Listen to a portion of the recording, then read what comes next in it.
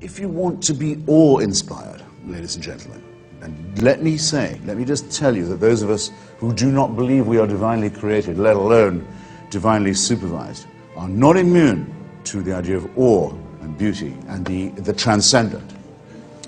Let me invite you to look for a moment at the pictures taken by the Hubble telescope. Some of you may have done it. If you haven't done it now, or yet, do it soon.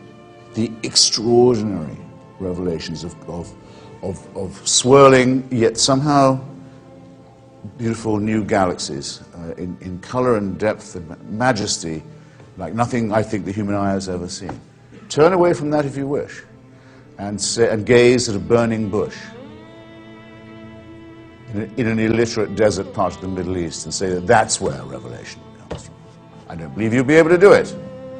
Or read a page of Stephen Hawking on the absolute magnificence and consistency and underlying beauty.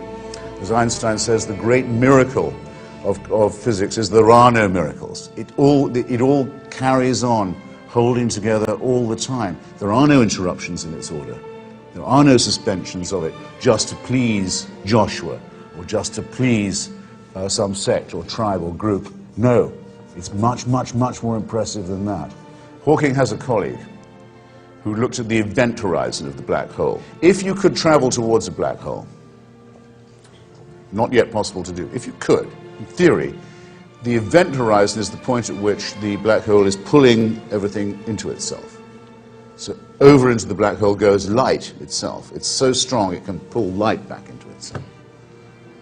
It's really awe-inspiring. A lot more, say, than a crowd of pigs infested by devils running down a hill into the sea, which is a piece of sorcery and cheap magic of the sort that shouldn't impress any thinking person. Think about a black hole instead. Pulling the light into itself, the event horizon just reorganizing nature. So that if you could get to that lip, the lip of that event horizon, and fall in and go in, you could in theory see the past and the future stretching before and in front of you. You would see time, except you wouldn't have the time to do it, of course, if you were a mere primate, as we are. But Hawking has a colleague who says if he knew he was dying of a terminal illness, that's how he'd want to go out, is over the lip of the event horizon. That would be majesty. That would be magnificence. That would be awe-inspiring. That would be apocalyptic. So it's in the natural world, it's in the world of science and the world of innovation and discovery and doubt. We wouldn't have discovered any of these things if we'd taken the religious story for granted to begin with. We would have said we already know enough. We know. God made this. God wants it this way. What's the need for inquiring? We already have all the information we need.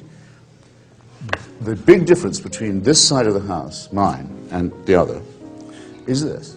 I am absolutely certain that I do not know, but that it might be possible to find out, and that doubt and skepticism and innovation and inquiry are the only means by which wonder and beauty and awe and symmetry will be discovered, and beyond those peaks we can yet see, new, more wonderful peaks will rise. Whereas, on the Wilson side of the house, it is said, we already have the certainty.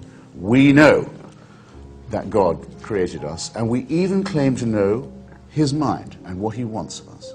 And I just invite you to open your minds to the possibility that the skeptical and the inquiring and the doubtful will be better than anything that calls itself faith. Because anything that calls itself faith calls itself certainty. And for certainty, I think there is no place in an institute of intellectual mentation and higher education. And I'm very grateful to you all for giving me the chance to say so. Thank you.